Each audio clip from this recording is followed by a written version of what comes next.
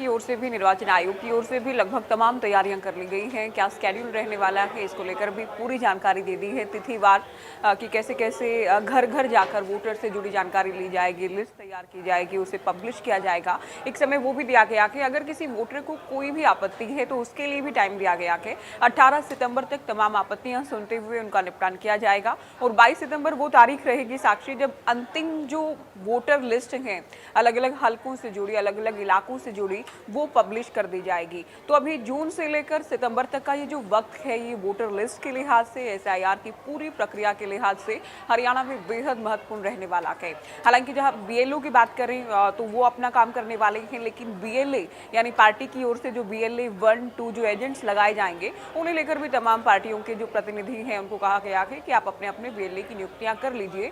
और इसमें हम तुलनात्मक रूप से बात करें तो बीजेपी की ओर से लगभग तमाम जो बीएलए हैं वो नियुक्त कर लिए गए हैं, लेकिन कांग्रेस और दूसरी जो विपक्षी पार्टियां हैं उन्हें अभी बीएलए की नियुक्ति करनी है। तो पिछले चुनाव के आधार पर हम बात करें, 2 करोड़ से ज्यादा वोटर्स हैं साक्षी, लेकिन जब एसआईआर की प्रक्रिया होगी उसके बाद आप जानते हैं, क्योंकि कई राज्यों में हमने देखा है आंकड़े काफ़ी कम हुए हैं, जो छटनी हुई है और उसे लेकर हमने सियासत भी खूब देखी है। अभी जिस दिन निकाय चुनाव का परिणाम आ रहा था उस दिन हरियाणा के लिहाज से क्योंकि हम बात कर रहे हैं, तो मोहनलाल बडोली की ओर से भी कहा गया कि हरियाणा में बहुत सारे वो वोटर्स हैं जो लंबे टाइम से बाहर रह रहे हैं, या फिर उनका वहाँ भी वोट है, यहाँ भी वोट है, या कुछ वो लोग भी हैं जो इस दुनिया से जा चुके हैं लेकिन उनके वोट अभी भी हैं। तो बहुत सारी जो खामियां, त्रुटियां या बदलाव की जो ज़रूरत या गुंजाइश है उसे अब हरियाणा में भी पूरा किया जाएगा। बीएलए नियुक्त किए जाने हैं पार्टियों की ओर से, जो अधिकारी हैं वो घर घर जाकर वोटर से बात करेंगे। इसके लिए हेल्पिंग डेस्क भी तमाम जिला मुख्यालयों पर रहेंगे। ये तो हमने ग्राफिक्स के जरिए तमाम जानकारियां दे दी हैं,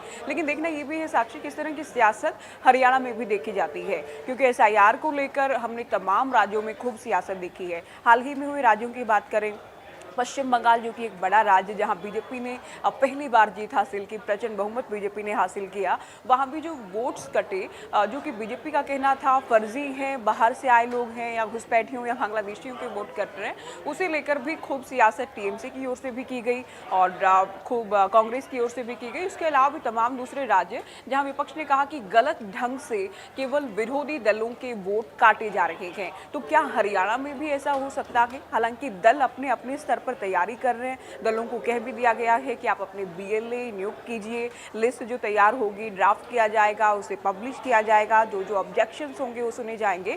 तो आने वाले 3 से 4 महीने सितंबर तक आप कह सकते हैं कि एसआईआर के लिहाज से हरियाणा के वोटर्स के लिए, निर्वाचन आयोग के लिए, प्रशासन के लिए और तमाम राजनीतिक दलों के लिए बेहद महत्वपूर्ण रहने वाले हैं साक्षी। निश्चित तौर पर, लेकिन जब ये एसआईआर अलग अलग राज्यों में हुआ था तो एक समस्या बहुत देखी गई थी कि जो बीएलओज हैं उन्होंने कहा कि उनके ऊपर बहुत प्रेशर है। हाँ। एक बीएलओ को ऊपर जाने कितने सारे घर उनको जाने थे और इसके चलते कई लोगों ने सुसाइड भी किया।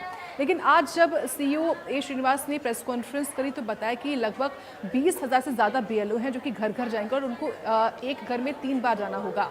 लेकिन क्या ये संख्या पर्याप्त है? हम सभी जानते हैं कि प्रदेश में 23 हलके हैं और हर हलके में जाना 20,000 से ज़्यादा बीएलओ क्या कर पाएंगे? संख्या क्या पर्याप्त है? देखिए, हरियाणा में 23 जिले हैं और 90 हलके हैं। हर हलके में भी जाना है या बूथ स्तर पर बातें होनी है, डोर टू डोर जाना है। निर्वाचन आयोग की ओर से जो तैयारियां की गई हैं उसके हिसाब से जब हरियाणा में 2 करोड़ 6 लाख से ज़्यादा वोटर्स हैं तो निर्वाचन आयोग और प्रशासन के मुताबिक ये पर्याप्त है। आप ठीक कह रही हैं, बहुत जगहों से बीएलओज की परेशानी का मुद्दा भी सामने आया था, कुछ इक्का दुक्का खुदकुशी के मामले भी सामने आए थे, कुछ वीडियोज़ भी सामने आए थे। विपक्ष ने भी जमकर घिरा था कि क्यों इतना जल्दबाजी में, इतना हड़बड़ी में, इतनी परेशानियों का सामना करते हुए क्यों एसआईआर को लेकर अधिकारियों को परेशान किया जा रहा है या बीएलओज बहुत दबाव में है, उन पर वर्किंग प्रेशर जो है, काम का दबाव दरअसल जो है, वर्कलोड बहुत ज़्यादा है। तो बिल्कुल ऐसा देखा गया है और विरोधी दलों ने खूब इसे लेकर बीजेपी को, निर्वाचन आयोग को, प्रशासन को घिरा है। हरियाणा में तो एक आहट ही है, हरियाणा में एक आप कह सकते हैं स्केड्यूल जारी कर दिया गया है, तिथि आ गई है, तारीखें आ गई हैं। अब पार्टियों को भी तैयारी करनी है, बीएलओज पर कितना दबाव रहेगा, क्या ये काफ़ी है, क्या ये नाकाफ़ी है, क्योंकि तैयारियां जो हैं जिसमें ज़िला मुख्यालयों पर हेल्पिंग डेस्क लगाने की बातें हों या पार्टियों के लिहाज से BLAs नियुक्त किए जाने की बात हो या घर घर जाकर वोटर्स से बात करने की बात हो, जो त्रुटियां, खामियां या कोई बदलाव जो भी होता है वोटर लिस्ट में वो पूरा काम किए जाने की बात हो, तो अगले कुछ महीनों में ये सब होना है। और BLOs को लेकर भी क्या इस बार भी हरियाणा में भी कोई सियासत दिखती है या फिर नहीं, ये भी देखना बेहद अहम होने वाला है साक्षी, क्योंकि ये भी एक बिंदु रहा जिसको लेकर विरोधी दलों ने खूब निर्वाचन आयोग को घेरा था। हालांकि हरियाणा कोई बहुत बड़ा स्टेट नहीं है, लेकिन तैयारियां क्या इसके लिहाज से काफ़ी हैं या फिर नहीं, ये जब प्रक्रिया शुरू हो जाएगी और उसके बाद इस तरह की खबरें सामने आती है उसके बाद ही स्पष्ट हो पाएगा साक्षी। क्योंकि आप विपक्ष को लेकर बात कर रही हैं, तो ऐसे में आज जब ए श्रीनिवास ने प्रेस कॉन्फ्रेंस करी तो उन्होंने ये भी बताया कि उन्होंने तमाम दलों के साथ प्रेस कॉन्फ्रेंस भी करा, हाँ। बैठक भी करी है और उस बैठक में एक समन्वय बनाने की कोशिश भी हुई है, क्योंकि ये भी तय हुआ है कि जो BLA हैं वो भी तमाम दल जो है वो तैनात करेंगे। हालांकि उनको एक सीमित ही शक्ति उनके पास होगी। तो क्या ये माने कि आने वाले समय में क्या इसको लेकर सियासत और हो सकती है, या फिर बैठक के बाद जो एक कोशिश है शांति स्थापित करने की या फिर सभी को संतुष्ट करने की वो हो चुकी हो?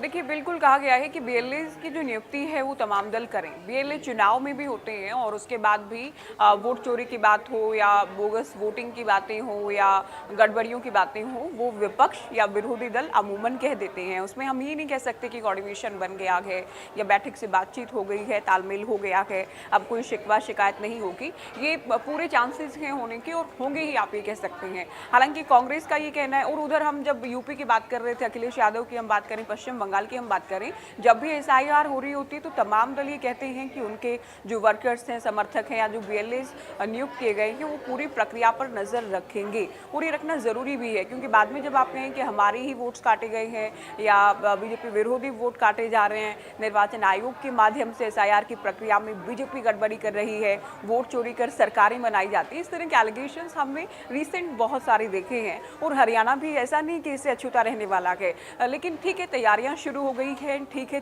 तारीखें आ गई हैं, पूरा स्केड्यूल आ गया है। 22 सितंबर आप कह सकते हैं या सितंबर की एंडिंग तक वो दिन, वो तारीखें रहेंगी जब SIR के बाद एक फाइनल लिस्ट हरियाणा को मतदाता सूची की मिलने जा रही है। बहुत टाइम से नहीं हुआ है, तो 2 करोड़ 6 लाख से ज़्यादा जो वोटर्स हैं उनमें कितनी कमी आती है, कितने फर्जी वोट करते हैं या बढ़ते हैं, क्या कुछ होता है, इस पर पूरे हरियाणा की भी निगाहें रहेंगी। क्योंकि देखिए, एक वोट का बेहद महत्व रहता है और जब हरियाणा वासियों के लिहाज से आप बात करें तो वोट को लेकर बड़ा ये होता है कि आप दूर से भी हैं तो भी आप वोट करने आएंगे ही आएंगे। तो हरियाणा वाले एक जागरूक वोटर के नाते अपने वोट की वैल्यू खूब समझते हैं। तो क्या रहेगा फाइनल वोटर लिस्ट में, कितने वोट कटते हैं, क्या छटनी होती है, कितने बढ़ते हैं, क्या कुछ पूरी संभावना है, ये सितंबर आते आते या सितंबर की एंडिंग तक मैं कहूँगी पूरी तरह से स्पष्ट हो जाएगा। ये संख्या भी उसके बाद साफ हो जाएगी, किस तरह के ऑब्जेक्शन रहते हैं, किस तरह के बदलाव होते हैं, क्या क्या सवाल उठते हैं, क्या क्या सियासत होती है, ये सितंबर तक हम खूब देखने वाले हैं।